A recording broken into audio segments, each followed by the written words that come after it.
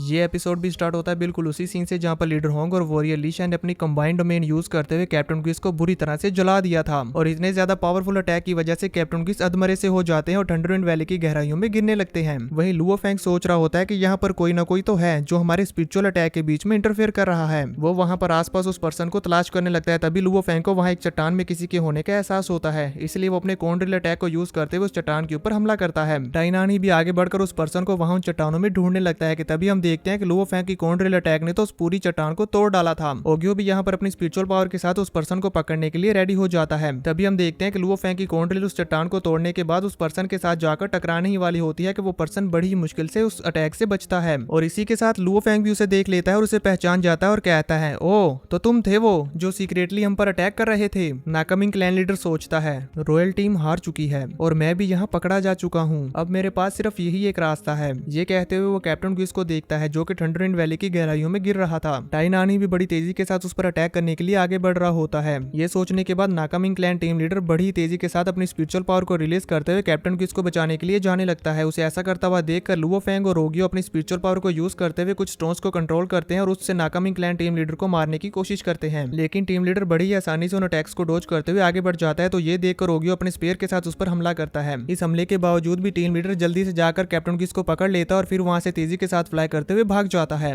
टाइनानी और क्विस उसका पीछा करके उसे पकड़ने के लिए जाने लगते हैं कि लीडर होंग उन्हें रोक देते हैं और कहते हैं, उसका पीछा मत करो, हम लोग सीरियसली इंजर्ड हैं। लुओ फेंग को उस पर काफी ज्यादा गुस्सा आ रहा था, लेकिन वो अपने गुस्से पर कंट्रोल करते हुए खुद को शांत करता है और फिर नीचे देखता है जहां पर जिया हुक की बॉडी के पास बैठी हुई अफसोस कर रही होती है। अब लुओ फेंग और उसकी पूरी टीम हुक और जिया के पास आ जाती है और यहाँ पर काफी उदास होती है क्योंकि इन सभी को हुक के जाने का बहुत ही ज्यादा अफसोस हो रहा होता है। लुओ फेंग जिया से कहता है, सॉरी हम आने में लेट हो गए, जिस पर जिया उसे कहती है, ये universe light filtering process exam बहुत ही ज्यादा क्रूल है। सिर्फ बहुत ज्यादा एक्सट्रीम टेस्ट से गुजरने के बाद जो वॉरियर ब्रेक थ्रू करके यूनिवर्स लेवल पर पहुंच पाता है वही स्ट्रॉन्गेस्ट पर्सन कहलाया जाता है। मेरे ख्याल से हुक इस बात को जानता और समझता था। ये कहने के बाद जिया हुक की आंखें बंद करती है जो कि पहले खुली हुई थी। अब ये सभी लोग यहाँ पर अफसोस कर ही रहे होते हैं कि तभी उनके आसपास की सारी जमीन हिलने लगती है। ये देखकर वो सभी लोग परेशान हो जाते हैं कि ये अचानक से क्या हो रहा है। वहाँ पर चट्टानें टूटने लगती हैं तो वो बाता चेक करते हुए बताती है और कहती है कि जब कोई फाइट करना शुरू करता है तभी माउंटेन्स हिलते हैं और टूटना शुरू हो जाते हैं, लेकिन ये इतने सारे माउंटेन्स एक साथ टूट रहे हैं और इतनी सारी जगह भी हिल रही है, ये किसी की फाइट की वजह से तो नहीं हो सकता क्योंकि यहाँ पर आसपास कोई भी फाइट नहीं कर रहा।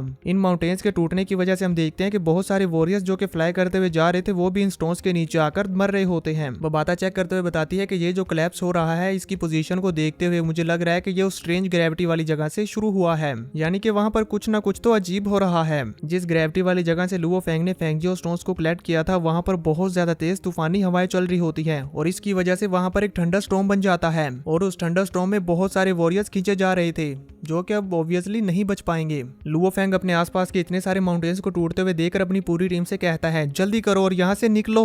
अब वो पूरी टीम तेजी से फ्लाई करते हुए इन टूटते हुए माउंटेन्स वाले हिस्से से निकल जाती है। वहीं उस ग्रेविटी वाली जगह पर छोटे छोटे स्टोन्स मिलकर बहुत बड़े बड़े स्टोन्स को क्रिएट करते हैं और फिर उसके बाद वहां पर एक वॉर्म होल बनना शुरू हो जाता है जिसे देखकर वहां पर मौजूद छोटे छोटे वॉरियर्स कहते हैं, ये आखिर हो क्या रहा है। अब इस प्रोसेस के थोड़ी देर के बाद वहां पर एक पूरा बड़ा वॉर्म होल क्रिएट हो जाता है जिसे देखकर लीडर होंग और वॉरियर लीशन और लुओ फेंग कहते हैं, आखिर ये है क्या। लुओ फेंग भी हैरानी के साथ दूर से उसे देखते हुए सोचता है, ये तो उस ग्रेविटी फोर्स की ओरिजिनल फॉर्म है। जिस पर वो बाता उस वॉर्म होल की तरफ इशारा करते हुए लुओ फेंग को बताती है, ये रेलम के अंदर रेलम के इंटरेस्ट का रास्ता है। दूसरी टीम के मेंबर्स भी यही बोल रहे होते हैं कि ये तो रेलम विद इन रेलम है, ये तो सच में रेलम के अंदर रेलम ही है। लुओ फेंग और उसकी पूरी टीम एक जगह पर आकर खड़े हो जाते हैं। लुओ फेंग वो बाता से पूछता है, रेलम के अंदर रेलम। तो वो बाता से कहती है, हाँ हम लोग इस वक्त लीटिंग वर्ल्ड में हैं जो कि एक वर्ल्ड मास्टर के वॉरियर ने क्रिएट किया है, जबकि ये रियलम के अंदर रियलम ये एक लीटिंग वर्ल्ड के अंदर हिडन रियलम है, यानी कि एक वर्ल्ड के अंदर एक और वर्ल्ड, और इस रियलम को क्रिएट करने की कीमत बहुत ही ज्यादा है। आमतौर पर ये ट्रेजर्स को स्टोर करने के लिए क्रिएट किया जाता है, जिसका मतलब ये है कि इसके अंदर बहुत सारे ट्रेजर्स होंगे, हम तो इससे माला माल हो जाएंगे। और फिर वो लुओ फेंग के पास आते हुए कहती है, अब मैं समझी कि वो स्ट्रेंज ग्रेविटी वहां पर क्यों थी। लुओ फेंग और उसकी पूरी टीम अब उस उस इंट्रेंस को देखने लगती है। वहीं दूसरी तरफ हम देखते हैं सीनियर मिंग यू को, उन्हें भी इस बारे में मालूम हो जाता है और वो कहते हैं रियलम के अंदर रियलम ओपन हो चुका है। वहीं थंडरविंड वैली में जो दूसरे ऑर्गेनाइजेशंस के वॉरियर्स थे वो इसे देखते हुए कहते हैं इसमें जरूर ट्रेजर्स होंगे, चलो इसके अंदर चलते हैं। ये कहते हुए वो आगे बढ़ने ही वाले होते हैं कि तभी उनका टीम लीडर उन्हें रोक देता है और कहता है नहीं, पहले हमें ऑर्गेनाइजेशन को रिपोर्ट करनी है। वो सभी दूर खड़े इस वॉर्म होल को देख रहे होते हैं। इसी के साथ व्यू चेंज होता है और हमें दिखाया जाता है नाइन्थ प्रिंसेस और उनकी पूरी आर्मी को जो भी उनके साथ आई थी। नाइन्थ प्रिंसेस इस वॉर्म होल को देखते हुए कहती है ये लीटिंग वर्ल्ड एक ऐसी स्पेस है जो कि वर्ल्ड मास्टर लेवल ने क्रिएट की है और इसमें रेयर फेंगजियो स्टोन्स होने के बावजूद भी ये इस वॉर्म होल के सामने वर्थ इट नहीं है।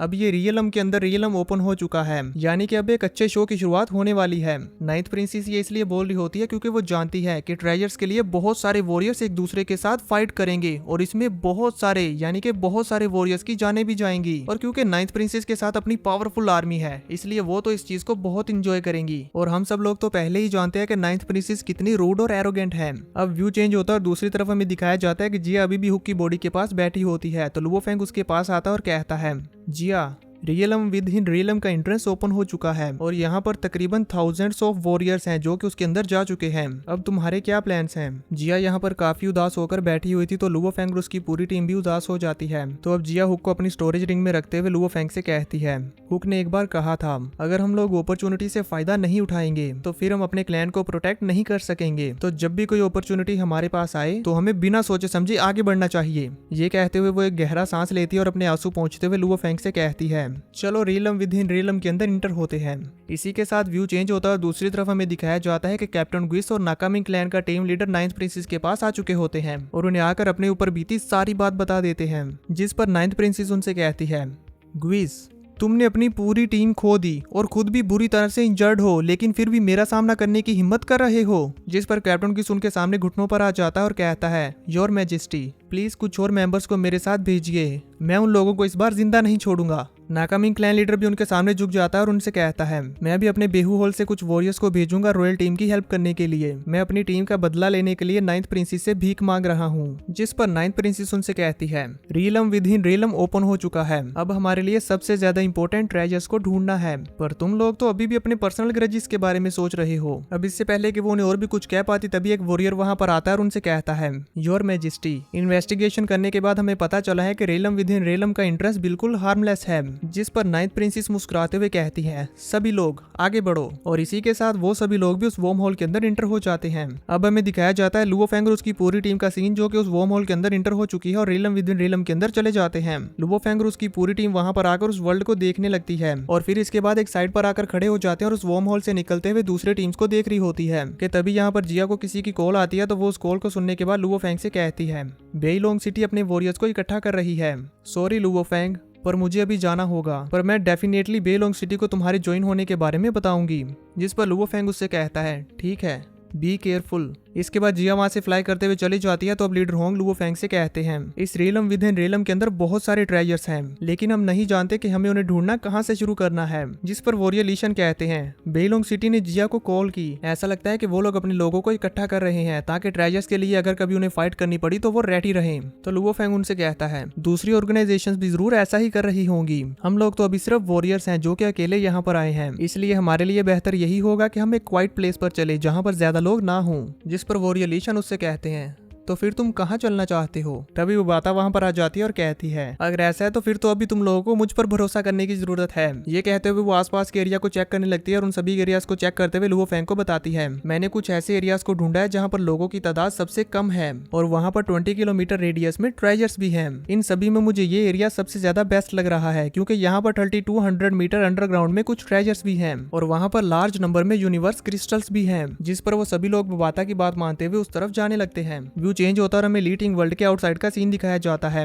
जहां किलर एरिना में ये न्यूज अनाउंस कर दी जाती है कि realm with in realm open हो चुका है और अब ट्रेजर्स के लिए दूसरी पार्टीज के बीच में बैटल शुरू होगी। ये न्यूज पता चलने के बाद सभी बड़ी बड़ी ऑर्गेनाइजेशंस अपनी आर्मी को रेडी करने लगती हैं ताकि वो इस रियलम विद इन रियलम के अंदर जाकर बहुत सारे ट्रेजर्स को कलेक्ट करें और अगर कोई भी उनका सामना करे तो वो उसे तबाह करके रख दें। नोलांसन क्लैन लीडर को भी ये न्यूज मालूम हो जाती है और वो भी अपने सभी पावरफुल वॉरियर्स को ऑर्डर देते हैं कि हम लोग भी उस रेलम विद इन रेलम के अंदर जाएंगे। और फिर इसके बाद वो सभी ऑर्गेनाइजेशंस अपनी आर्मी को रेलम विद इन रेलम के अंदर जाने के लिए रवाना कर देती है। हम देखते हैं कि कांगबू भी सीनियर मिंगी और व्हाइट लेडी को इस बारे में बता रहा होता है, पर यहाँ से हमें ये तो मालूम नहीं होता कि ये लोग भी वहाँ जाने वाले हैं या नहीं। लेकिन इसके बाद हमें उन वॉरियर्स को दिखाया जाता है जो कि स्पेसशिप्स के अंदर बड़ी बेसब्री के साथ रेलम विद इन रेलम के अंदर पहुंचने का इंतजार कर रहे होते हैं। ये सभी लोग ट्रेजर्स की बैटल के लिए बहुत ही पुरजोश नजर आ रहे होते हैं। अब इसके बाद एपिसोड के लास्ट में हमें दिखाया जाता है एक और बहुत ही ज्यादा स्ट्रॉन्ग वॉरियर को। अभी हमें यहाँ पर इस वॉरियर का इंट्रोडक्शन तो नहीं दिया गया कि ये कौन है, लेकिन इसे देखते हुए और इसकी खतरनाक स्माइल को देखते हुए मुझे ऐसा लगता है कि ये तो वर्ल्ड लेवल का वॉरियर है। और इनकी इसी खतरनाक स्माइल के साथ ये एपिसोड यहीं पर खत्म हो जाता है। तो देखेंगे नेक्स्ट एपिसोड में कि आखिर ये वॉरियर कौन है और इसका ओरिजिन क्या है।